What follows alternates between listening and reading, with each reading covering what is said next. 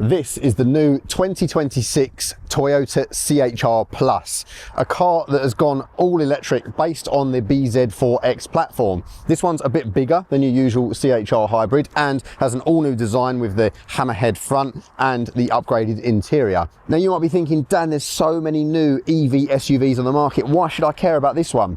But bear with me a second, because I think this represents a bit of a shift in the market. This is Toyota as one of the big players going, I see all those new brands, BYD, JQ, Omoda, Geely coming to the UK and doing things at a really good price. Between 32 and 40 odd thousand pounds, this one represents very similar value to some of those cars. It means that you can get even a top spec one of these with all the bells and whistles, all the options ticked with the EV grant in the UK currently, which is a big deal. They've done that on purpose. And I'm hoping with the value for money that this provides and the ease of use picking the trim levels and the drivetrains, hopefully this helps to prompt some of those other big brands to follow suit. But there are also other key players, the Kia EV3, the Skoda Elroq for example, which represent similar cars at similar price points. So is this one worth your cash? That's what I'm here to find out today. So please join me on a full tour of the car and I'm going to get it out on the road and see what I think. But before we do that, as always, please check out my links in the description below if you're looking to buy or sell a used car. If you're looking to sell, Carwell makes it really easy. Punch your reg in, dealers will bid on your car, they'll give you an instant valuation, and if you decide to sell, they'll come and collect it from your home, cash in the bank. So easy. If you want to buy at Players Cars Premium, we will make it super easy for you with free home delivery, as low as 6.9% APR, and we can find any car you like. Makes it really easy to get the car that you want within a few weeks. So what are you waiting for? Buying or selling? Links below. So pricing starts around the £33,000 mark here in the UK with the EV grant, or around 34.5 without. And it's a really generous spec of standard, to be fair. So the entry-level car has a 57.7 kilowatt-hour battery with a range of up to 284 miles, around 167 horsepower, but has 18-inch alloys as standard, the 14-inch infotainment system with wireless Apple CarPlay and Android Auto, dual phone chargers, wireless, heated front seats and steering wheel, rear view camera, adaptive cruise, blind spot monitors, and all of the safety systems, all the ADAS stuff that you'd come to expect on a car like this. It is really well spec'd for base spec, but just expect that one to be a little bit sluggish in some situations, and also in terms of the actual range, definitely not impressive compared to some of the key rivals. The one I've got here today is the Design, which is the mid-spec one, and really the main upgrade on this is the battery and the power. So this one has around 376 miles of range on the 18-inch alloys, and that goes down to about 340 on these optional 20-inch alloys that I have here, so it does make a difference. This one has a 224 horsepower, but bear in mind it is still front-wheel drive, single motor only. It does also add though power tailgate, rear tinted glass, and a few different materials on the interior, but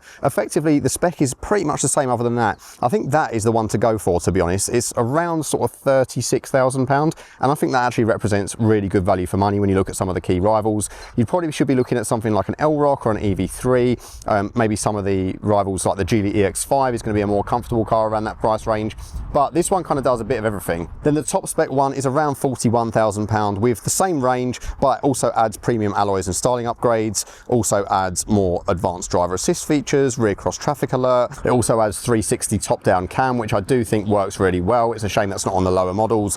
And there's also an option pack for the interior and technology, so JBL premium sound system and a panoramic roof as well. It's not that expensive, and it's probably worth going for if you're going to splash for the top trim anyway. This is built on Toyota's new eTNGA platform, which is the one they use for the BZ4X, which is a slightly larger, slightly less sporty version of this car, and also the Lexus RZ, which effectively is a luxury version of this car. That allows for higher torsional rigidity, around 30% increase, which means that it feels less floppy than its predecessor. Doesn't sound like there's an all-wheel drive version coming just yet, but hopefully we see that later on, because there is one for the BZ4X. One thing to consider though is, even though this is a little bit larger physically than an EV3, the boot isn't as practical because this is going for that sort of coupe roofline like you see on many of these large C-segment SUVs at the moment. So think like Peugeot 3008, Enyaq Coupe, that kind of thing. But let's have a little look around it then. I think this really does look the part. This one is finished in mineral grey, which is a nice grey metallic paint.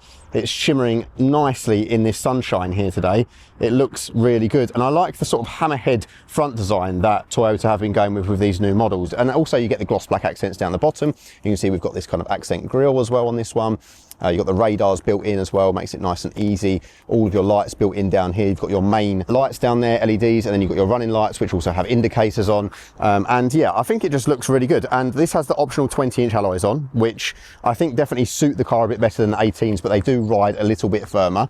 But what I will say is the overall refinement of this is a massive step up from the previous generation, because it has a lot more sort of acoustic glass and lots of sound deadening and all that kind of thing, so it definitely makes a difference. They've gone for this kind of coupe shape like a lot of other brands are going for as well with this styling, and I definitely think it makes a difference. It looks quite imposing on the road, but I just think it's quite an attractive car. I really specifically like these lines down the side, that kind of bulge on the back there onto the rear arch, and then at the back we have the signature light bar that runs along the rear, and it's quite a boxed off rear end really, isn't it? But I do love the way the lights kind of integrated into this little lip spoiler. You've also got a little spoiler area up the top here as well with a little shark fin aerial, and even though this is a swooping roof line, you do get a nice amount of headroom in the back, and because of the fact that it's boxed right off at the back, you're not sacrificing quite as much boot space as you might think. But obviously a BZ4X will be a little bit more practical. Like many other manufacturers, you can kind of get a coupe version or a larger SUV type version, but the benefit of this is you get the more coupe-ish looks, and also you get sort of a lower center of gravity and more driving dynamics and so on. So continuing around the back, we've got on this one a kind of a diffuser area at the back there, and it's all kind of like a rugged material at the bottom, but that's quite nice. It also means that this is probably a bit easier to maintain and replace. It just means that it's a little bit more of a rugged look as well, a bit like those skirts down the side. But yeah, I like the shape overall, I like the design overall. I'd love to know your thoughts in the comments. I think generally this is a pretty good looking car, quite rugged at the rear, but also quite svelte in its design, and I like the side profile. I also just love the front end. I think the front end is what really makes the car. So stepping inside the CHR, as we go inside, it's a very similar affair to the previous model, but has been upgraded in many ways. So on the door card here, we've got this kind of suede material with some padding for your elbows, which is always a nice touch. And then down here, some bottle storage, which is good. Up here though, some basic controls, so your mirrors and your door switches, and then also your physical lock, which some people do still appreciate.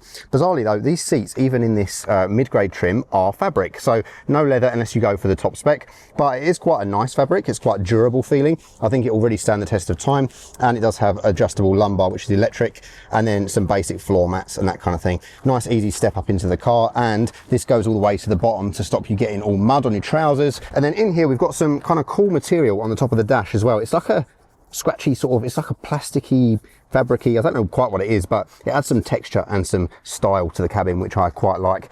And you'll notice there's a plethora of physical controls as well. So let's hop in them. So as we look around, you can see a fairly basic cabin, nothing too crazy. There is quite a nice bit of texture up here. As you can see, that continues on. We've got ambient lighting that runs across the bottom as well, standard across the range. And then you can see we've got our main screen here and the large center infotainment screen. What is a welcome addition is down here, you've now got 2 wireless phone chargers as standard, your hazard switch there, and some integrated vents. I like the way the vents are integrated. Weirdly, no glove box in this model, so we'll get onto storage in just a moment. But it's an okay cabin, isn't it? The one thing I'm not a massive fan of is this steering wheel. So it's a bit bulbous in shape, but it gets the trick done. And you've got some controls on the right hand side for all of your cruise control stuff. It's not quite as comprehensive as the Kia and Hyundai stuff, but it's okay. And then on the left, you've got the controls for the screen in front of you, as well as volume toggle, which is nice to have. That's a nice touch. But yeah, not the most attractive wheel. It does have paddles on the back though. So the paddles control your regen braking. That's nice. That's something that Kia and Hyundai do as well. And some nicely well damped controls for your indicators and so on, and blind spot monitors on the mirrors just in the corner, which is always good. Down this side here, again, you've got some integration of these vents, which I think is a nice styling addition. Looks really good. And then some controls for your trip info and some basic controls for the tailgate and lights and so on down there. This display in front of you can potentially be obstructed depending on your driving position and driving style, as you can see. So at the moment, I can just about see over the top of the steering wheel to that display. And this display is fairly basic. I'll zoom in on it so you can see it's controlled by this here on the steering wheel, and you can cycle through a few things. Bear in mind, I've been just pottering around, so the actual economy is much higher than that. It's around sort of 4.5 in my experience today.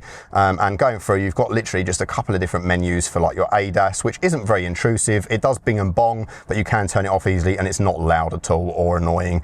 So that's good. Traffic sign recognition, and it just shows you your charge and your kind of power currently and that kind of thing. So fairly basic, but it's cool that it's there and that it works. And then this center screen here is fairly basic as well. So you'll notice that in terms of like the actual actual screen, there's not an awful lot that happens. Like you can see like charge info and stuff, charging schedule, battery preconditioning and that kind of thing.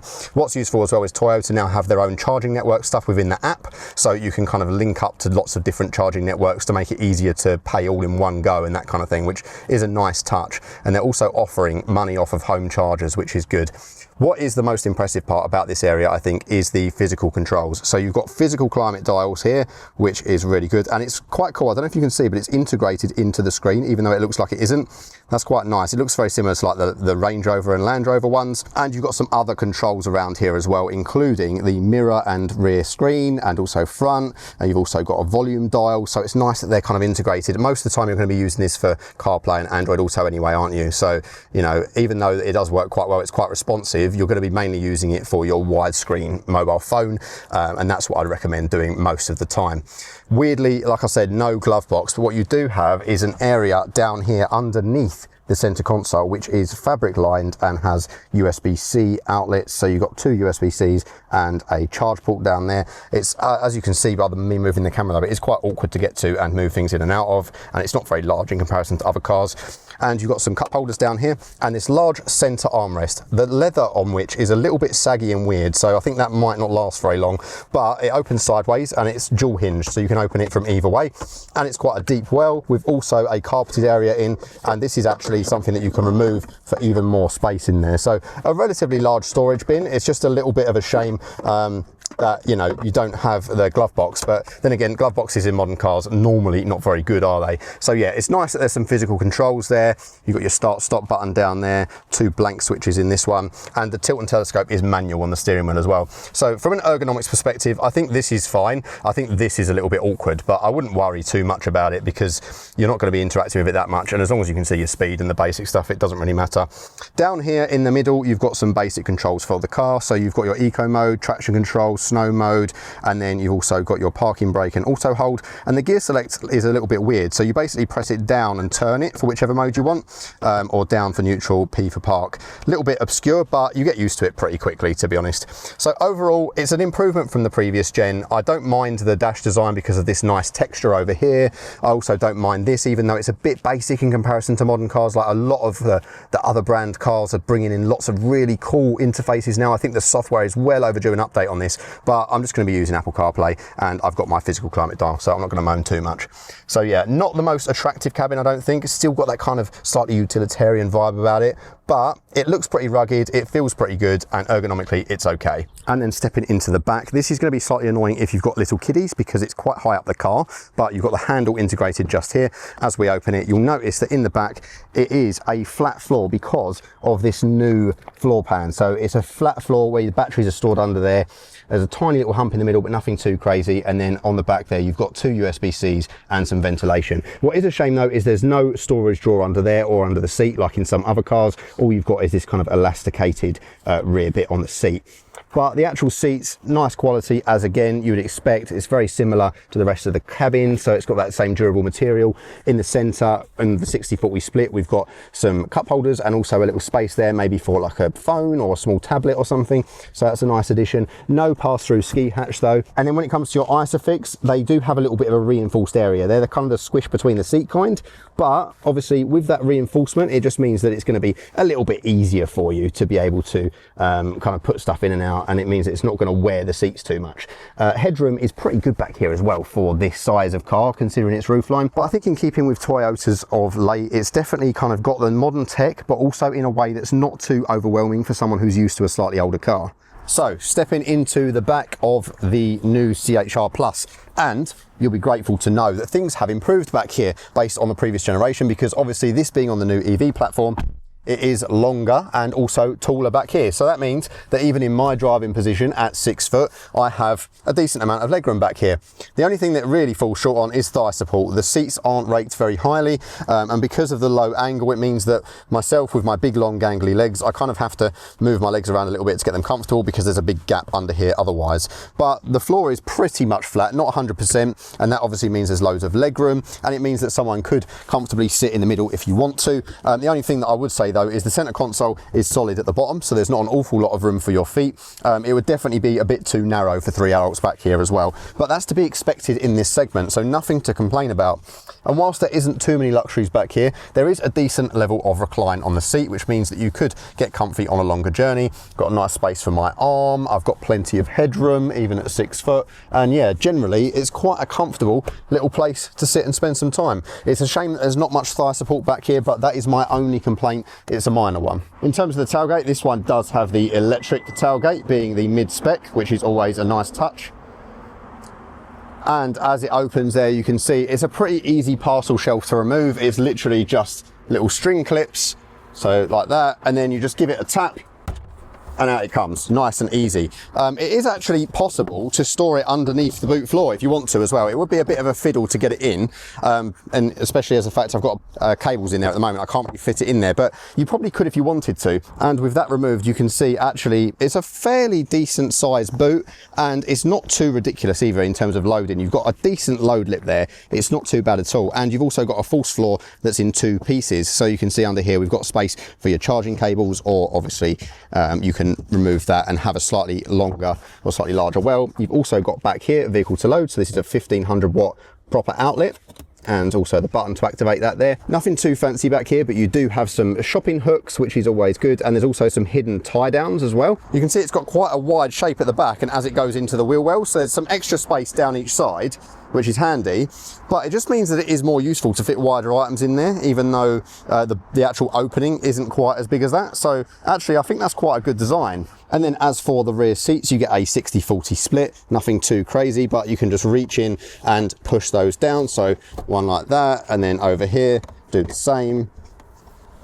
Folds down nice and easily. What you can see also is that it ends up giving you a completely flat area. It does go upwards a little bit like a slope, but the carpeted sections are sort of in place, so you don't need to worry about them coming unstuck. Even though there's kind of a dip in the middle there, it does actually give you a pretty generous space. So here's a view from the side. You can kind of get an idea for what that space looks like, and then I can just simply pop this up with one hand like that. The seatbelt does snag ever so slightly, but not to the point where you can't retrieve it. So definitely a one-handed operation if you want it to be. These seats as well have several levels of recline. So that's it all the way back. You can see the difference there between these two, or you can move it forward and match it in. So yeah, I tend to have it in the most reclined position. There's a couple of different notches for that. Right, out in the CHR Plus then, let's go 0 to 60. A little bit of drama and torque steer from the front. Nothing too dramatic though, but 60 there it is. That's not too bad, is it, to be fair? It's pretty sprightly, and being front wheel drive, I was a little bit concerned that it would feel, I don't know, a little bit kind of skittish, but the weight and the low centre of gravity mean that actually it's not too bad at all. What I will say is it's quite a refined ride for this segment of car and this price point. When I'm looking at other cars around this price, obviously like stuff like the Kia EV3 and that's going to be quite a good benchmark, I suppose, because the platform is really good. And this new platform that's shared with Toyota's larger electric cars definitely makes a difference. The low centre of gravity, I can feel that in the turning, even though it is quite a relaxed feel to it. The steering has been tuned specifically for sort of British and European roads as well, and you can tell because it weights up at speed and there's a bit of texture, but also round town it goes really light, which is super handy. Let's give it some beans out of this junction. Not too much drama. I can actually feel the front grabbing and pulling, which is nice. It's not too skittish. Of course, you lose a little bit of dynamics not being a rear-wheel drive car, and there are some cheap rivals such as from MG that have some rear-wheel drive options in this price category. So there are them out there, but you're not going to get quite the same level of refinement as you do in this. One thing that I've been really keen to talk about is the reduction of vibration and noise in the cabin for increased comfort and also just isolation from the outside world.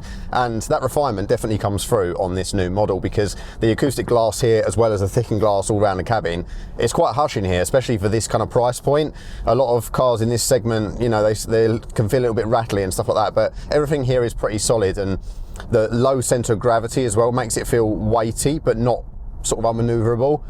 So you do get a sense of quality from it, and it does just feel quite refined in here. They've even gone to the lengths of putting some more anti-vibration padding in, some more noise isolation, changing kind of the mounting points and that for like the electric motors and the suspension to make it a little bit more padded and insulated in here, and it really does actually show. Although that refinement continues when you're at low speed, the one thing that is a little bit of a disappointment for me is the lack of one pedal drive. So I've got the paddles on the steering wheel, so I can adjust the level of regen braking on the fly between 4 different modes, the same as you can in like a Kia or a Hyundai, which is good because I can have it in this really free mode and it will coast a lot and I have to use the brake a lot more, or I can move it right down into its most extreme mode, and then as I come off the accelerator it will start to brake for me, but it won't bring me to a complete stop, which means that in traffic I still have to do some legwork with the brake pedal. And also the regen effect just isn't as strong as in those rivals either. So if I was in an EV3 for example, I could put it right down into I-pedal mode, which would be a one pedal drive experience, and that I really like sitting in traffic. It just makes things a lot easier, whereas in this obviously I've got a little bit more work to do. Don't get me wrong, the strong regen mode is still pretty good, like I'm coming to a nearly complete stop, but it's just not as perfect as one pedal drive in my opinion, but you'd soon get used to it for sure. It's just a shame that that's not an option. I am pleased though that they decided to go with the paddles because adjusting it on the fly just is so easy. It's got a nice bit of shove in terms of torque when you need it. The only thing is there is a slight delay sometimes when you come off the pedal between what you input and what it decides that it wants to do. That's the only little downside, but it is an efficient car. It's an efficient motor, and also it has the lowest drag coefficient of its class, so obviously that does make a difference as well, as I mentioned before. Visibility is pretty good as you're moving along as well because the mirrors are really big. The view at the back is pretty decent and actually doesn't seem too far away. The only thing that, as I said when we were looking at the interior, I am sort of, the display in front of me is blocked slightly by my driving position. So chucking it round a roundabout, I can feel the weight. The weight is quite substantial, but you do feel, oh, traction control really tried to prevent me from doing anything there. But yeah, it's quite keen to turn in, and it does kind of feel like they've definitely worked in the dynamics and made it a little bit more engaging than some of the other cars on this platform. Obviously this one being slightly lower and slightly lighter than the BZ4X, you're going to get a bit more of a dynamic driving experience. It's going to corner a bit flatter, a bit less body roll. It's not a drastic difference in terms of ride height, but it does make a difference. The way it feels on the road reminds me of an EV6 in a way, sort of quite a low centre of gravity feel, and you do kind of feel the bumps in the road, but not in a bad way. It's just, you know, a little bit more sporty than its larger SUV cars. So yeah, as I plant the accelerator on the turn in, because of that front wheel drive, the one benefit is you feel that kind of pull from the front. It really feels keen to engage you in that corner, and you don't get the same playfulness as you would with a rear-wheel drive car, but it's not quite as plush as something like an EX30 Volvo or a Citroen, for example, something like that. But what you do find is this feels a little bit more planted and a little bit more engaging. I do wish though there was a little bit more steering texture. I can tell that it's been tuned for European roads because of the way it weights up and so on, but there definitely isn't an awful lot of texture there. I can tell what's going on beneath me, but in a corner when I'm really trying to feel the front end of the car, especially with that front wheel drive, sometimes it doesn't feel like it gives me quite enough. What keeps striking me though is just how refined and polished it feels. At this price, that is quite an achievement. Right, let's go for a braking test here. Little bit crunchy. It's one of those braking systems where I feel like it's got the stopping power, but it went a bit crunchy under my foot and I felt it judder a little bit. So yeah, I don't love the feel of those, but in normal driving situations, they're fairly responsive. And obviously if you're using quite a lot of regen, you don't really need to utilize them too much anyway. I'm out here now on a twisty national limit road. And yeah, the amount of torque and the way it pulls you and turns you in is really, really quite good, to be honest, especially for a front wheel drive car. It's a lot more fun than I thought it would be. Yes, I'm chucking it around some pretty tricky roads now, and it is just holding on, which is quite impressive for the weight. It just goes to show that chassis and that low centre of gravity, it does make a difference. It's by no means ballistic in its acceleration, but it's certainly enough. Right, let's go, let's chuck it in, foot to the floor, traction control. Well, it really does grip actually. I was expecting an understeer nightmare there, but it's really not too bad. The system knows what it's doing, and it puts the power down in a much better way than you might expect for a front wheel drive vehicle. I think I probably would recommend the 18-inch wheels, just because these 20s, when you're going over little potholes and rough patches, you do get a bit of vibration from them. It's so refined at low speed as well. I think what you get here is just pretty good value, to be honest. I think they've done a really good job in making it so that it really fits into the UK market. And yes, there are better deals to be had out there with the lesser known brands, I would say, and you're going to get a pretty good experience going something sort of Kia or Hyundai as well. That's probably my only main recommendation. We are touching on close to Tesla Model Y territory as well once you get into the upper echelons of the pricing. A prime example of a car that is a little bit more comfortable than this at this sort of price point is the Geely EX5. Now that doesn't drive anywhere near as nicely as this does. That doesn't put the power down very well, but it is a more comfortable car. It's got softer suspension and a lot more luxury features and a nicer interior for the same sort of cash. I do also think the Skoda Elroq is probably a good one to look at, but the options list for the Volkswagen Audi Group stuff can be a little bit complex, whereas with this it's relatively straightforward. What it definitely is a flavour that the big brands are starting to take the competition seriously, whereas these new kids on the block like BYD were considered, you know, not too much to worry about maybe a couple of years ago. Now they're serious contenders in the UK sales charts, and the big brands really have to catch up. And I think this car is basically an exercise in showing that that can happen and can be executed pretty well. So yeah, in summary, big improvement, and I think you should consider one if you're looking at a car in this segment. Just check out the competition first. And if you want to do that, please check out all the videos on my channel. I've got pretty much all the main competitors on there for you to have a look at. So thank you guys so much for watching. Thanks once again to Toyota for inviting me down for the launch of this car. I really do appreciate it.